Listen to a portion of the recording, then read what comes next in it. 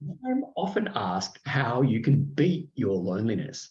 Stay tuned for the first of 2 steps to beat your loneliness and feel that kind of soul-nourishing connection you've been looking for and craving for perhaps a very long time. Yuma, and welcome to Connection Espresso. I'm Phil McAuliffe. I'm the loneliness guy, and this is Espresso 17. And this is a mini podcast designed to give your mind, your heart, and your soul a quick connection boost as you, a beautiful gay man experiencing loneliness, go about your day. Let's get to it. Hello, viewer. How are you today?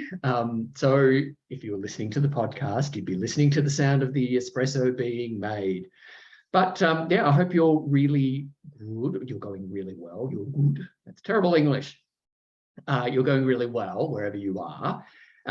Please yell out to me. Where are you? Where are you watching from? It's always fun to know just how far and wide this podcast goes. So anyway, hope you're going really well. Let's jump right on in. Okay. As with each Connection Espresso, I want to first pay my respects to the elders of the Ngunnawal people, past, present, and emerging, and acknowledge them as the traditional custodians of the land upon which this episode was recorded and uploaded. I want to extend that acknowledgement to all Aboriginal and Torres Strait Islander peoples listening. Secondly, I want to acknowledge you, dear espresso drinker, be you listening on a podcast service or watching on YouTube. I want to recognize the courage you've shown in pressing play on this episode because, well, let's be honest, you don't go looking for content on loneliness unless you recognize that you're feeling lonely. This is a big step, and I can never forget how big a step this can be for you. And I want to say that I see you and I recognize your courage.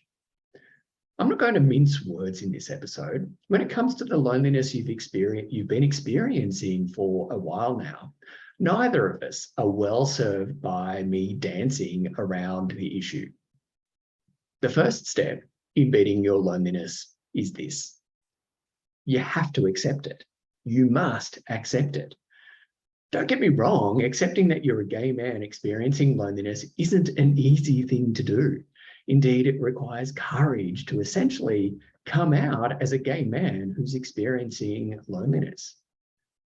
I did a whole Connection Espresso episode on this, and that's Connection Espresso 11, coming out gay, coming out lonely. And I said in that episode that there's absolute power in you declaring aloud that you're lonely. The power in accepting your loneliness and declaring it aloud, first to yourself and then to someone else, is in you taking the power back that the thoughts and the feelings of your loneliness have had over you. Think of it this way. Your loneliness wants you to stay small and to stay quiet.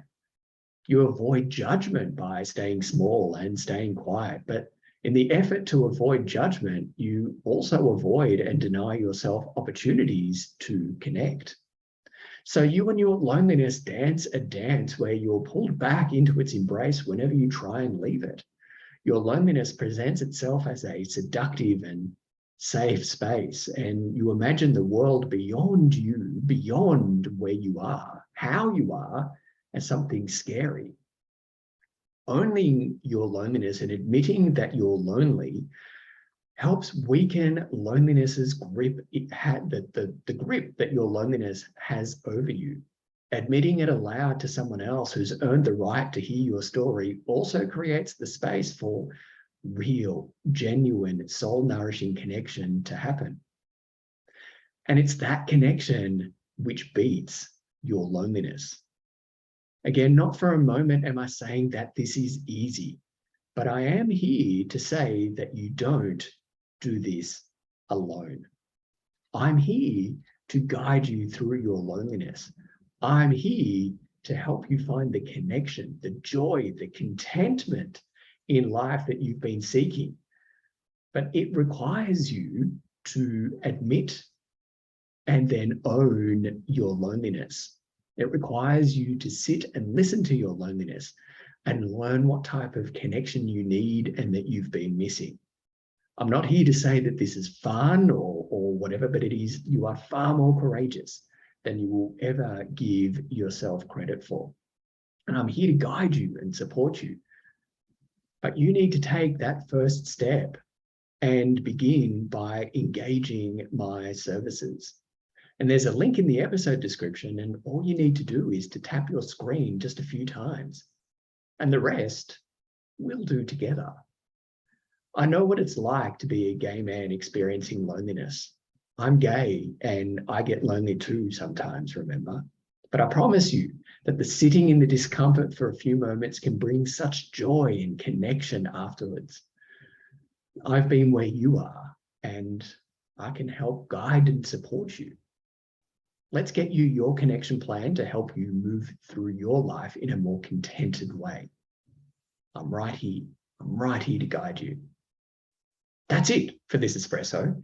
Be sure to check out all my work and services destigmatizing loneliness and promoting authentic connection for gay men globally, gay men just like you, through my website, thelonelinessguy.com. And remember, you're not meant to endure loneliness for long, and you're worthy of receiving the same love and support that you'd so freely give to others. Please remember to like, comment, and share this episode so it reaches more gay men experiencing loneliness and lets them know, just as you now know, that they're not alone as a gay man experiencing loneliness. And if this episode inspired you, made you think, or otherwise supported you, please consider tapping the link on the show notes to buy me a coffee. Your financial contribution will go directly to growing the Loneliness Guy to help me reach more gay men. Thank you most sincerely for your generosity. Thanks for joining me for this espresso shot. Until next time, take care of yourself, admit your loneliness, yada, and enjoy your day. Thanks, YouTube. I hope you have a lovely day. Please, again, reach out, let me know if you need any support, or when you do, you will need support to admit your loneliness. Stay tuned for part 2 next weekend. I'll see you later. Ending this now. See ya.